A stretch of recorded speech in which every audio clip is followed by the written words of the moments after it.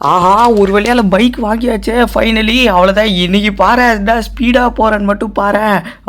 நேரா போய் சின்சான் கிட்ட சொன்னோம். இதுவரையும் சின்சான் கிட்ட இந்த விஷயத்தலாம் சொன்னதே இல்ல. சின்சானுக்கு ஒரு சர்ப்ரைஸா இருக்கும். சின்சான கூப்பிட்டு நம்ம லாங்கா போலாம். லடாக் அந்த மாரி இடத்துலலாம் போலாம்.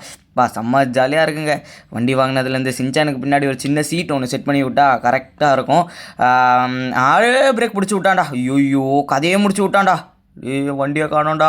நானும் செத்து போயிட்டேன்டா. டேய் என் வண்டி எங்கடா? டேய் ஏன்டா அங்க கொண்டு போய் போட்டிருக்கீங்க?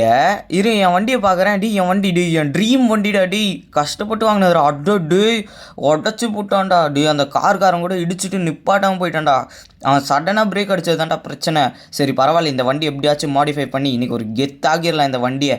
ஆஹா அந்த கார்காரன் இன்னொரு வாட்டி பார்க்கட்டும் மூஞ்செல்லாம் உடச்சி விட்ருவேன்.